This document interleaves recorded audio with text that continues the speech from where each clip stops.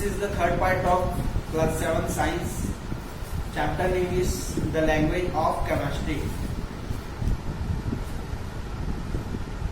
In previous classes we have learned valency, the combining capacity of element of an element. तो next topic उसी से related है variable valency. Valency जिसका definition मैंने बताया था आप लोग को, the capacity of combining the capacity of element to combine with other element. The capacity of element to combine with other element is called their valency. कुछ table के द्वारा मैंने बताया था सेकंड पार्ट के वीडियो में किसकी वैलेंसी, कौन मोनोवैलेंट होता है, कौन डाइवैलेंट होता है, कौन ट्राइवैलेंट होता है और कौन टेट्रावैलेंट होता है. यहाँ पर हमको कुछ ऐसे एग्जांपल्स देखने को मिलेंगे जो वेरिएबल वैलेंसीज होते हैं. कुछ एलिमेंट्स ऐसे होते हैं जिनकी वेरिएबल वैलेंसी होती है, एक से ज्यादा वैलेंसी होती है. तो देखते हैं वेरिएबल वैलेंसी. वेरिएबल मतलब विभिन्न तरह की वैलेंसी एक एलिमेंट्स पे होती है. जैसे देखिए यहाँ पर कॉपर जिसका सिंबल है Cu, इसकी वैलेंसी 1 भी होती है, इसकी वैलेंसी 2 भी होती है. ये वैलेंसीज आपको मोस्टली याद करने पड़ेंगे. वेरिएबल वैलेंसी किसकी कितनी होती है अकॉर्डिंग टू टेबल यहाँ पर मैंने बताया है. आयरन फेरम जिसका लैटिन नेम होता है, इसकी वैलेंसी 2 भी होती है, 2 भी होती है एंड 3 भी होती है. टीन स्टेनम, इसकी वैलेंसी 2 भी होती है और 4 भी होती है. लेड जिसका लैटिन नेम होता है प्लम्बम, इसकी भी वैलेंसी क्या होती है 2 और 4 होती है. फास्फोरस, इसकी वैलेंसी 3 भी होती है, 5 भी होती है. सल्फर, इसकी वैलेंसी देखो यहाँ 3 टाइप की वैलेंसी इसमें पाई जाती है. 2 सेकेंड पार्ट के वीडियो में हमने पढ़ा था सल्फर की वैलेंसी डाइवैलेंट होते हैं प्लस टेट्रावैलेंट भी होते हैं. टेट्रावैलेंट के टेबल पे हम लोगों ने सल्फर पढ़ा था. तो यहाँ पे देखो 2, इसकी वैलेंसी 2 भी है, 4 भी है, 6 भी है. तो ये किसी भी एलिमेंट्स की एक से ज्यादा वैलेंसी होती है तो वो कहलाता है वेरिएबल वैलेंसी. वेरिएबल वैलेंसी एक एग्जांपल के थ्रू देखेंगे कि कैसे कंपाउंड बनते हैं. कॉपर प्लस क्लोराइड, ठीक है, कॉपर प्लस क्लोरीन. क्लोरीन जिसकी वैलेंसी होती है 1, जो सेकेंड पार्ट ऑफ वीडियो में हम लोगों ने देखा था, ये क्या होते हैं मोनोवैलेंट होते हैं. और कॉपर की वैलेंसी अगर यहाँ पे 1 लिखें तो जैसा कि मैंने बताया था कि एलिमेंट्स जो होते हैं वैलेंसी आपस में, उनकी वैलेंसी आपस में क्या होती है ज्वाइंट होती है, कंबाइन होती है. तो कॉपर की वैलेंसी यहाँ पे क्लोरीन की कॉपर जो एलिमेंट है क्लोरीन की वैलेंसी को कैच कर रहा है. तो यहाँ पर Cu, यहाँ पर 1 नहीं लिख सकते, जैसे मैंने फर्स्ट रूप में बताया था कि किसी भी एलिमेंट्स, किसी भी एटम्स के सिंगुलर फॉर्म को वहां पे नहीं लिखा जाता क्योंकि वो मोनोवैलेंट होते हैं. ठीक है, क्लोरीन की यहाँ पर 1, तो ये CuCl. कॉपर क्लोराइड, तो यहाँ पर देखिए इसको रिप्रेजेंट करने के लिए कैसे करेंगे, यहाँ पर दोनों की वैलेंसी सेम है तो यहाँ पर रोमन नंबर पर 1 लिखते हैं. इसी का नेक्स्ट एग्जांपल सेकेंड वैलेंसी के लेते हैं. क्लोरीन की वैलेंसी 1 है, कॉपर की वैलेंसी यहाँ पर 2 है. तो ये कैसा होगा, कॉपर 1 प्लस क्लोरीन 2. इस तरह से कंपाउंड बनाए जाते हैं वेरिएबल वैलेंसी के द्वारा. वेरिएबल वैलेंसी यहाँ पर वेरिएबल वैलेंसी में केवल आप लोग को ये याद रखना है कि किस एलिमेंट्स की कितनी वैलेंसी है और वो कितने हैं. जैसे कि कॉपर की 2 वैलेंसी है, यहाँ पर 1 और 2, आयरन की 2 और 3. इस तरह से ये टेबल आप लोग को याद करना है वेरिएबल वैलेंसी के लिए. The next topic is chemical equation. You know that an element is represented by their symbol and molecule is represented by their formula. यहाँ पर देखो केमिकल इक्वेशन किसके लिए रिप्रेजेंट किया जाता है? केमिकल चेंजेस के लिए। केमिकल चेंजेस देखिए यहाँ पे डेफिनेशन देखिए, chemical change is represented by an equation called a chemical equation. यहाँ पे देखो chemical changes, what is chemical changes? तो क्लास 6 में आप लोगों ने पढ़ा होगा chemical changes and physical changes. Chemical changes ऐसा चेंजेस होता है जो जिसमें एक नया प्रोडक्ट फॉर्म होता है और जिसको रिवर्स नहीं किया जा सकता, can not be reverse opposite, वापस से उसको नहीं पाया जा सकता, उनको वापस से नहीं लाया सकता और उसमें बिल्कुल एक नया प्रोडक्ट बनता है, उसका हम बोलते हैं केमिकल चेंजेस। एग्जांपल में तुम समझेंगे यहाँ पर, किसी भी केमिकल इक्वेशन के दो पार्ट होते हैं। पहला पार्ट होता है रिएक्टेंट और दूसरा पार्ट होता है प्रोडक्ट। रिएक्टेंट किसको बोलते हैं? जो आपस में रिएक्ट करते हैं। प्रोडक्ट रिएक्ट करने के बाद जो चीज फॉर्म में आता है उसको हम लोग क्या बोलते हैं? प्रोडक्ट बोलते हैं। एग्जांपल है एक कार्बन को जब हम ऑक्सीजन से रिएक्ट कराते हैं, कार्बन को जब हम ऑक्सीजन से क्या करते हैं, कार्बन का एक एटम ऑक्सीजन के मॉलिक्यूल से रिएक्ट करता है तो बनता है कार्बन डाइऑक्साइड।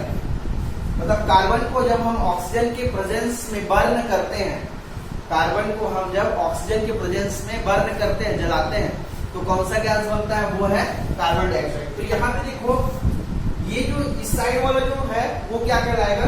रिएक्टेंट, क्योंकि रिएक्ट कौन कौन कर रहा है? कार्बन प्लस ऑक्सीजन कर रहा है, इसलिए इसको हम लोग क्या बोलते हैं? रिएक्टेंट। क्या फॉर्म में आ रहे हैं, क्या चीज बन रहा है? तो वो है कार्बन डाइऑक्साइड, तो ये कहलाएगा प्रोडक्ट, ये कहलाएगा प्रोडक्ट। तो यहाँ पर केमिकल इक्वेशन किसको रिप्रेजेंट करने के लिए किसको रिप्रेजेंट करने के लिए होता है? तो वो है केमिकल चेंजेस। यहाँ पर देखो बिल्कुल एक केमिकल चेंजेस हो रहा है, रिएक्टेंट आपस में रिएक्ट कर रहे हैं और एक नया चीज जो फॉर्म बन रहा है उसको बोलते हैं प्रोडक्ट। हमारे नेचर में कई ऐसे चेंजेस होते हैं जो केमिकल चेंजेस होते हैं, जो रिएक्ट करके नया चीज में फॉर्म होते हैं।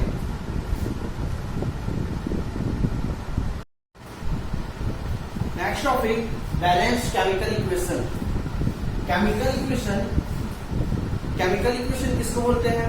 किसी भी केमिकल चेंजेस को जो रिप्रेजेंट करता है वो केमिकल इक्वेशन कहलाता है। यहाँ पर देखो बैलेंस्ड केमिकल इक्वेशन, बैलेंस मतलब क्या होता है? बैलेंस मतलब दोनों साइड, बोथ साइड। कौन सा साइड? रिएक्टेंट साइड और प्रोडक्ट साइड।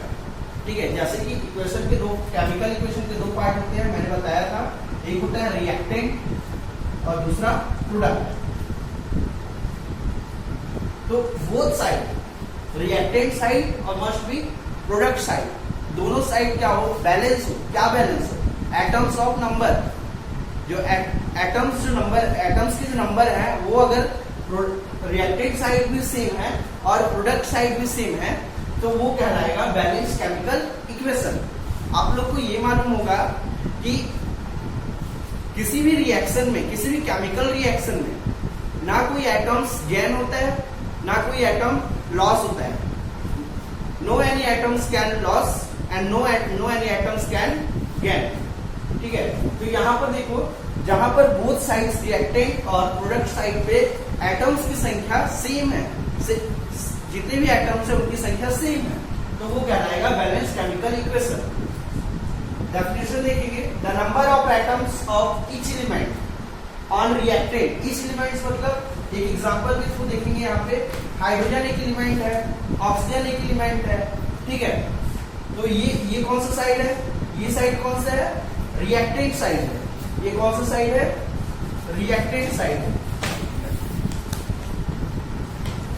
ये रिएक्टेंट साइड है और ये प्रोडक्ट साइड है। तो देखो, number of atoms of each element on reactant side. Hydrogen कितना है यहाँ पर? हाइड्रोजन की नंबर कितना है? 2। ऑक्सीजन का नंबर कितना है? 2। ठीक है, तो ये हो गया रिएक्टेंट साइड पे हाइड्रोजन की हाइड्रोजन का जो नंबर है वो 2 है, ऑक्सीजन का भी नंबर 2 है। रिएक्टेंट साइड का हो गया must be the same as मतलब सेम होना चाहिए। जैसे कि आप लोग तराजू में पेन तौलते हैं तो क्या होता है, दोनों पेन सेम रहता है तो उसका एक्यूरेट अमाउंट पता चलता है कि कितने केजी का है वो, ठीक है। इसी तरह से यहाँ पर दोनों साइड सेम रहेगा तो वो कहलाएगा बैलेंस केमिकल इक्वेशन। देखते हैं the same as that on product side. Product side पे देखते हैं, यहाँ पर देखिए, यहाँ पर क्या है, हाइड्रोजन की संख्या 2 नहीं है, ये इससे मल्टीपल होगा। यहाँ पर हो गया हाइड्रोजन की संख्या 4, ये जो 2 है इसके साथ भी मल्टीपल है और इसके साथ। यहाँ पर क्या है, O मतलब सिंगल, मोनो है, यहाँ पर मोनो एटॉमिक है तो ये 2 1 जा 2, ऑक्सीजन मतलब 2। तो ये देखो रिएक्टेंट साइड पे हाइड्रोजन कितनी संख्या पे है, 2, ठीक है। ऑक्सीजन कितनी संख्या पर है, 2। लेकिन प्रोडक्ट साइड पे क्या सेम है, हाइड्रोजन यहाँ पर 4 है, 2 मोर हो गया, वहां पे 2 ज्यादा हो गया, और ऑक्सीजन क्या है, सेम। तो ये क्या हो गया, ये बैलेंस नहीं है, ये इक्वेशन क्या है, बैलेंस नहीं है। इसको बैलेंस करने के लिए क्या करना पड़ेगा, अगर हम इसके सामने में 2 लगाते हैं, अगर आप लोग इसके सामने में H2 के सामने में 2 लगाते हैं तो अब यहाँ पे रिएक्टेंट साइड पे हाइड्रोजन एलिमेंट का कितना एटम है, तो यहाँ पे 2 2 जा 4, मतलब कि अब ये जो इक्वेशन है, केमिकल इक्वेशन है, वो क्या हो गया है, बैलेंस हो चुका है, ठीक है। इसी तरह से ये बैलेंस केमिकल इक्वेशन, एक एग्जांपल और है,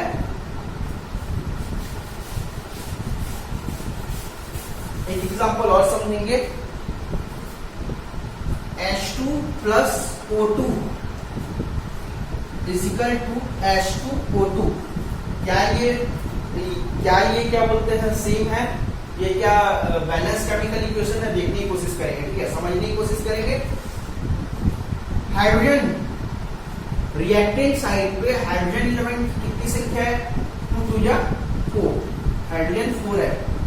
यहाँ पर ऑक्सीजन कितनी संख्या पे है, ऑक्सीजन 2 है। देखते हैं क्या प्रोडक्ट साइड की वही हाल है, तो हाइड्रोजन यहाँ पर 2 है। देखो यहाँ पर हाइड्रोजन 4 है रिएक्टेंट साइड पे, बट प्रोडक्ट साइड पे हाइड्रोजन 2 है, तो ये इसका मतलब क्या है, इसका मतलब ये है, ये बैलेंस केमिकल इक्वेशन नहीं है। ऑक्सीजन का 2 है, ऑक्सीजन सेम है, ठीक है। तो इसको बैलेंस करने की कोशिश करेंगे, तो बैलेंस करने की कोशिश करेंगे तो क्या करना पड़ेगा, अगर हम इधर 2 लगाते हैं, इधर हम लोग 2 लगाते हैं तो 2 2 जा 4, हाइड्रोजन कितनी संख्या पे हो गया, 4 संख्या पे हो गया यहाँ पर, ठीक है, 4 नंबर पे हो गया। लेकिन क्या ऑक्सीजन भी 4 नंबर पे है, तो 2 2 जा 4, ऑक्सीजन यहाँ पे बढ़ रहा है, तो इसके लिए हमको क्या करना पड़ेगा, ये 2 हटाना पड़ेगा। तो अब देखो अब क्या सेम है, तो यस 2 2 जा 4, 2 1 जा, यहाँ पे कुछ नहीं, मतलब 1 है, मोनोएटॉमिक, 2 1 जा 2, ऑक्सीजन। तो अब देखो रिएक्टेंट साइड भी सेम एटम्स है, एलिमेंट्स है, और प्रोडक्ट साइड भी सेम उतने ही नंबर ऑफ एटम्स हैं। तो इसका मतलब ये है कि ये जो केमिकल इक्वेशन है वो क्या हो चुका है, बैलेंस हो चुका है। आप लोग को इस तरह से कई 2-4 एग्जांपल आप लोग को देने होंगे जिसमें मैं केमिकल इक्वेशन बैलेंस नहीं होंगे, जिसको आप लोग को बैलेंस करना होगा, ठीक है। और नेक्स्ट बात ये कि इस चैप्टर का ये लास्ट टॉपिक था, और इसके जस्ट बाद आप लोग को होमवर्क सेक्शन पे होमवर्क दिया जाएगा, जिसको आप लोग को अपने घर पे प्रॉपरली करना है।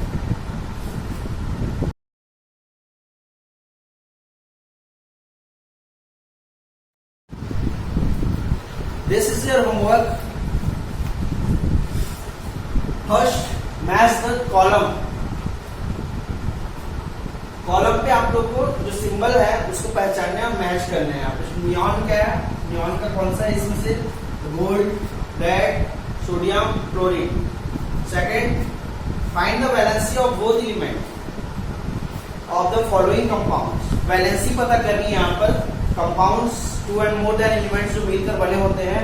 यहाँ पर देखो फास्फोरस एक एलिमेंट है, क्लोरीन एक एलिमेंट है, तो इसमें वैलेंसी जो कि combining capacity of an element होता है उसको आपको पहचानना है। यहाँ पर फास्फोरस की कितनी वैलेंसी है, क्लोरीन की कितनी वैलेंसी है, उसको सेपरेटली आप लोग को लिखना है। NaCl सोडियम क्लोराइड NaCl, जिसको हम लोग नमक बोलते हैं, अपना सॉल्ट होता है, इथिल सॉल्ट होता है। इसमें सोडियम की कितनी, Na की कितनी वैलेंसी है, क्लोरीन की कितनी वैलेंसी है, वो लिखना है। कार्बन डाइऑक्साइड में कार्बन की वैलेंसी एग्जांपल के थ्रू मैंने समझाया भी था।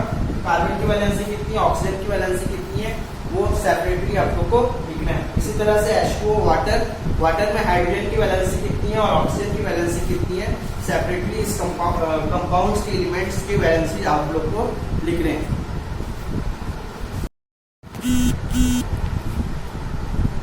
थर्ड, व्हाट इज वैलेंसी, इसके आंसर आपको लिखने हैं।